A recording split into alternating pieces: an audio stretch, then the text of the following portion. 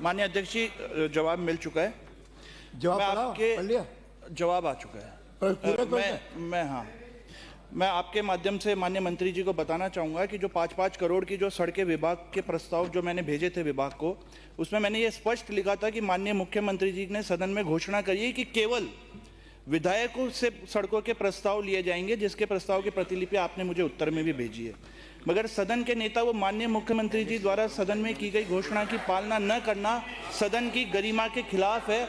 मेरी भावनाओं को ठेस पहुंची है। इसलिए मेरा पहला पूरक प्रश्न ये है माननीय अध्यक्ष जी कि माननीय मुख्यमंत्री जी द्वारा इस पवित्र सदन में की गई इस घोषणा की पालना नहीं करने पर जिम्मेदार कौन है, किसकी जिम्मेदारी बनती है? माननीय मंत्री जी। माननीय अध्यक्ष महोदय, मैं माननीय सदस्य को ये अवगत कराना चाहूँगी, कुछ आंकड़े मैं भी रखूं। माननीय अध्यक्ष जी, अगर आप अनुमति दें तो पिछली सरकार की तुलना और हमारी सरकार, क्योंकि सड़कों में बहुत अच्छा काम हुआ है। क्यों?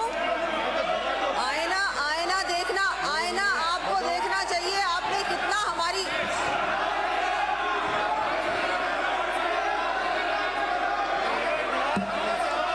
मैंने कहा आंकड़े, मैंने ये नहीं बताया कि आपने कितना काम नहीं किया पिछले 5 सालों में। आप इतना अग्रेसिव क्यों हो रहे हैं? आपको पता भी नहीं मैं क्या बोलने वाली हूँ। आप इतना उत्तेजित क्यों हो रहे हैं? पिछली बार माननीय पूछा है जिम्मेदारी पिछली बार माननीय अध्यक्ष महोदय दोनों के मर गए थे बीजेपी के एमएलए, लेकिन गोविंद सिंह डोटासरा जी ने और आपके सड़कें नहीं दी थी। आपके मुख्यमंत्री जी ने सड़कें नहीं दी। माननीय सदस्य, सदन के नेता की घोषणा की पालना नहीं करने पर जिम्मेदारी किसकी बनती है? चुने हुए जनप्रतिनिधि कौन है? एमएलए जो थे उनके कहने से नहीं दिया था आपने। अपने 1 मिनट, अपने व्यवस्था है कि जिसका प्रश्न है उसे पूरक प्रश्न पूछा है, उसका उत्तर आने दें। पहले ही आप खड़े हो जाएंगे तो कोई उत्तर आएगा नहीं। उत्तर आने दें, उत्तर का दूसरा पूरक आने दें, फिर कोई बात है तो आपके उपनेता पूछ सकते हैं।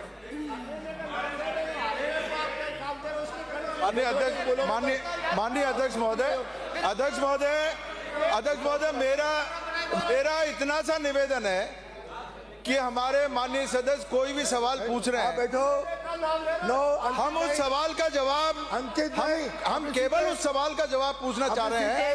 अब आप उस सवाल का जवाब नहीं दे करके पिछली सरकार की बातों को करके शायद मेरी बात नहीं आप जो है सदन को गुमराह कर रहे हो। आप सवाल का जवाब दे दीजिए। माननीय अध्यक्ष महोदय, तो सुनो, मैं अपनी बात, मैंने बोला कुछ आंकड़े रखना चाहूंगी। अगर मैं कुछ आंकड़े रखना चाहूंगी, आपने ये कैसे सोच लिया कि मैं कुछ आपकी सारी बातें जो 5 साल आपने काम नहीं किया उसके आंकड़े रखने वाली हूँ? मैं सिर्फ आंकड़े इनकी विधानसभा की रखने वाली हूँ। माननीय अध्यक्ष महोदय, मैं पीपलदा, ये 5 साल की कहानी तो मैं इनको बाद में बताऊंगी, पहले पीपलदा विधानसभा की बात बता देती हूँ। पीपलदा विधानसभा क्षेत्र में विधायक के द्वारा वर्ष 2025-26 में 12 सड़कों की अनुशंसा की गई, जिसमें से 7 सड़कों की निविदाएं प्रक्रियाधीन है, जो कि दिनांक 2/2/2026 तक प्राप्त कर ली जाएंगी एवं एक सड़क का कार्य प्रगतिरत है। शेष रही 4 सड़कों को परीक्षण उपरांत नियमानुसार कार्रवाई की जाएगी। इसका एग्जामिन कर रहे हैं और उसके बाद इस पे जो भी कार्रवाई होगी वो कार्रवाई की जाएगी। मेरा दूसरा पूरक प्रश्न मेरा दूसरा पूरक प्रश्न है अध्यक्ष जी कि माननीय मुख्यमंत्री जी द्वारा की गई इस घोषणा की पालना क्या विभाग वर्तमान व आगामी बजट सत्र में ईमानदारी से करेगा? यदि हाँ, तो मेरे द्वारा दिए गए प्रस्तावों में से शेष रही 4 सड़कों को भी क्या इसमें लिया जाएगा? यदि नहीं तो फिर जी राम जी। माननीय अध्यक्ष महोदय, ये अब क्या है कि मुझे वो बात कहनी पड़ेगी जो मैं नहीं कहना चाह रही थी।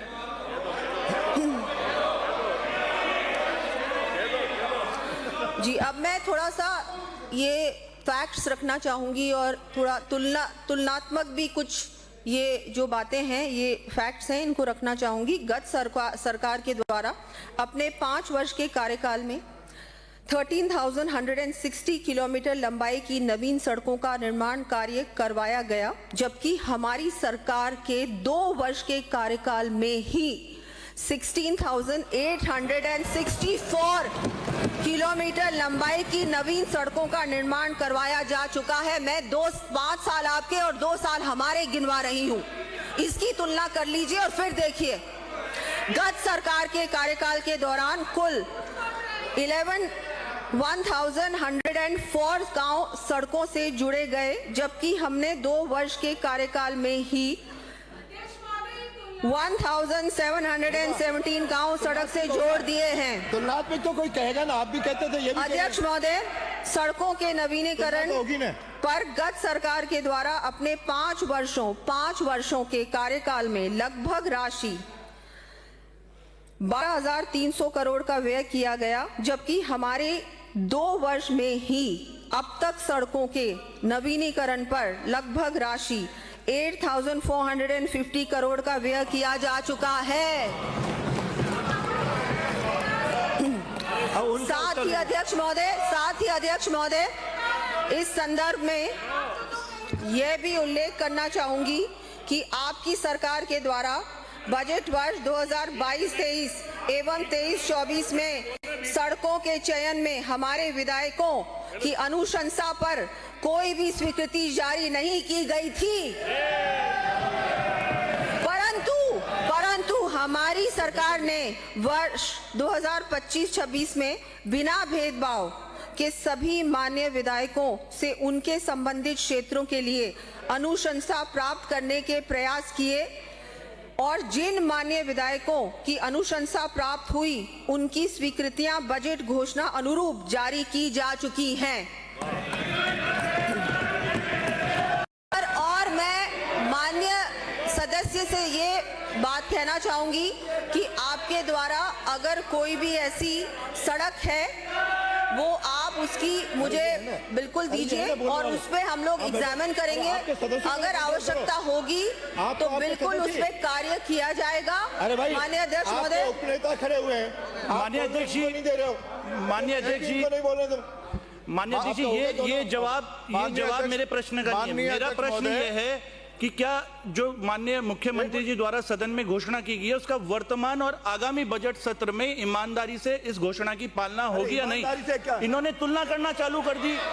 मैंने हाँ या ना में केवल प्रश्न पूछा है, हाँ या ना। अध्यक्ष महोदय, मैंने कंपैरिजन नहीं पूछा है कांग्रेस गत सरकार का वर्तमान सरकार का। भाई वो तो हर सरकार से अपेक्षा है कि ईमानदारी से काम करे, आप भी और ये भी। माननीय अध्यक्ष महोदय, हमारे 12 प्रस्ताव इसी सदन में माननीय मुख्यमंत्री जी ने जिनमें 12 सड़कों के प्रस्ताव प्राप्त हुए हैं, जिनमें 6 नॉन पैचेबल हैं और 6 मिसिंग लिंक हैं। माननीय मुख्यमंत्री जी ने आश्वासन दिया था, टेंडर जारी हो चुके हैं और 2 दिन बाद टेंडर भी खुलने वाले हैं।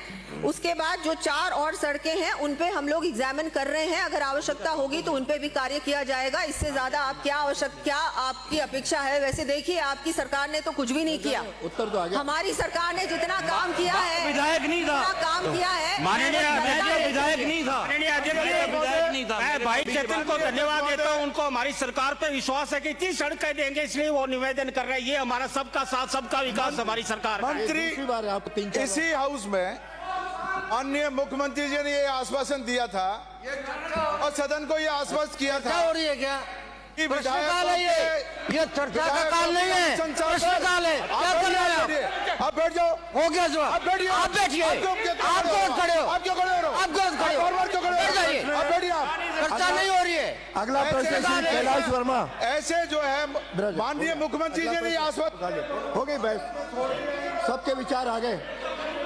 अब अगला प्रश्न, अब अगले में बोल लेना, बैठो सभी लोग खड़े होकर देखें। अगला प्रश्न है कैलाश वर्मा। धन्यवाद अध्यक्ष महोदय।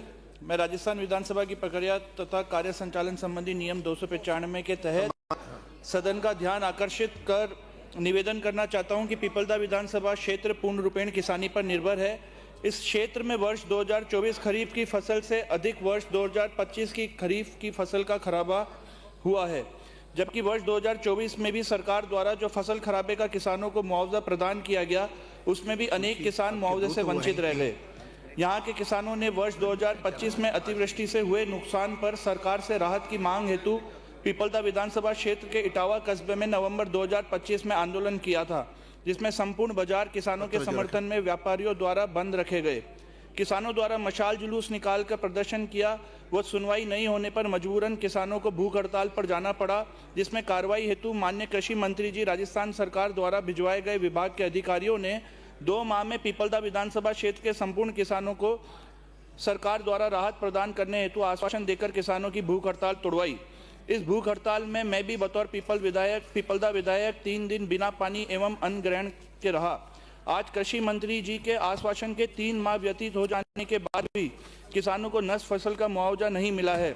सरकार की इस माफी के प्रति किसानों में आक्रोश है एवं किसान दोबारा आंदोलनरत होने को मजबूर है। माननीय अध्यक्ष जी, मैं आपके माध्यम से सरकार को अवगत करवाना चाहूँगा कि दिनांक 28 जनवरी 2026 को किसानों द्वारा इसी संबंध में किसान महासभा आयोजित की जा चुकी है, जिसमें सरकार द्वारा तय 2 महीने में पीपलदा विधानसभा में अतिवृष्टि से हुए नुकसान से राहत के वादा खिलाफी पर किसानों ने सरकार के खिलाफ रणनीति तय कर ली है।